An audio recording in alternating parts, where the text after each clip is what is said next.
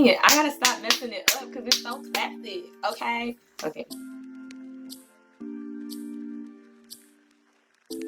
What's up, family, and welcome back. I'm gonna jump straight to the point because I know some people are wondering why this video is titled what it is, and I'm excited to tell y'all that this is the first discussion topic series of, I was gonna say this month, but it may carry on to next month because there's so much to say. So the goal of this series is to first discuss identity and faith, and then talk about purity and boundaries, and then the stuff that everybody really wants to talk about, which is like relationships, how to do it, and then actual dating relationships, how to navigate that, and then carrying into marriage. Now, I know some of y'all are going to be tempted to click out of this video because you boot up and you sending flowers and beautiful texts and you're going to the movies.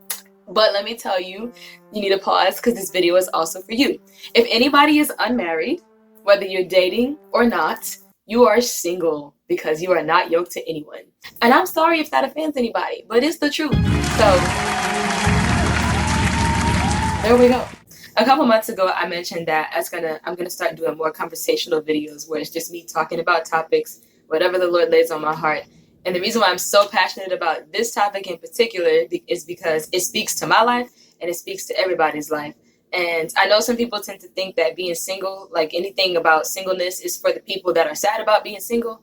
But the people that are whining on the internet are not the only singles in the world, and that's not the only mindset. Some of us actually are wanting to truly understand what this season is and what to expect out of it.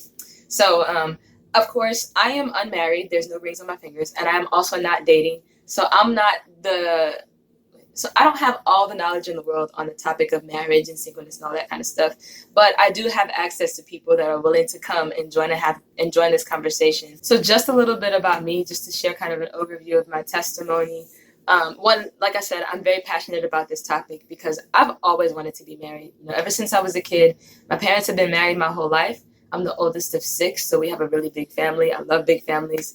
And so anytime we played games as a kid, there was always a married couple or some sort of love story. I was the person that was watching rom-coms, and even though I say that I hate them, but we'll get into more of that discussion later on. There's other things as to why I was attached to them. And then, reading books and all that kind of stuff. And so right after high school, I really thought that I thought I was ready to date and I was ready to get married because that's my parents, that's the way that their lives were. They got married young at a young age. So that's what my expectation was for myself. But because my parents gave me a great foundation to start off on with my faith, I had already said, yes, I want to serve God, Yahweh, the living King, for the rest of my life, and I want to live sacrificially and honor him in every area of my life. Because of that, he really grabbed hold of my heart out of high school, which sounds kind of, Christians have this talk where we say things like that, and other people are like, what the heck grabbed your heart, huh? Anyway. But he really did. I was captivated right out of high school. I had a good community and I was going to Bible study. And before he allowed me to really enter a relationship, God really talked to me about my faith and my identity. Because in order to have any type of successful relationship, not just talking about romantic, but your mother and father relationship, your friendships and your sibling relationships, your boss, anybody that you're involved with, you have to know who you are. And a lot of us think we know who we are and we really don't understand because we really haven't sat down and really gotten to learn ourselves. And so that's one of the biggest things God taught me, is that you're not going to be able to be in a relationship with anybody because you don't know who you are. And I mean, I'm thankful that he didn't allow me to move forward anywhere because I would be so selfish. My gosh. And I'm still having to fight my flesh. But God really began to highlight to me that relationships were an idol. They weren't something that I really had a healthy desire for. It was very self-centered. And so that's why it was so important. That's why I want to start this conversation here about what is your faith and what is your identity. And you really need to know those things in order to progress forward. So after God started teaching me more about who I am, that desire to be married, and I shouldn't say the desire because the desire itself is not unhealthy. That's something that's from God. It's the idolizing it, I guess, really is the best way to say. I can't find the best words, but yeah, I really did idolize it. And so it ruled every thought, y'all. I'm talking like every moment of every day I was thinking about it. Everybody I met, I had to like turn my mind off to not think certain things.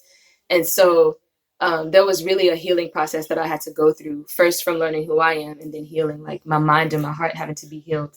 and then just being content, like, which is an ongoing battle. A lot of people think that people who say that they're happy or they're content being single, they think that is easy, and they think that boundaries are easy. They think that purity is easy. None of this stuff is easy, which is why I want to talk about it, because a lot of us have these things that we're trying to navigate and we're not having enough conversations about it. I just feel like I need to say this. If you're not a believer, or if you're a new believer, you're considering the faith, anything, if you have any questions that you want answered, or if you have any concerns, anything that doesn't make sense, feel free to mention it in the comments or shoot me an email. If you have questions that you want to see answered throughout this series, I am more than happy to accept those and share them with the people that we'll be sitting down and having conversations with. And I'll still be uploading other videos and other fun things with family and friends and all of that in between these. So I'm just super excited to be able to have this conversation with y'all. Everybody have a blessed week. I will see y'all soon.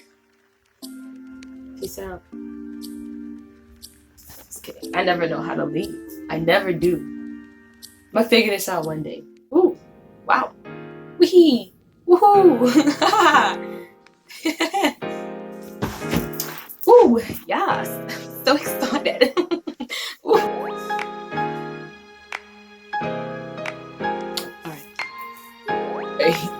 Rude, and so I'm not gonna say it like that. I just almost spilled my water. Oh no. There we go. Yeah, it's great. It's good. It's good stuff right there. Oh yeah. All right.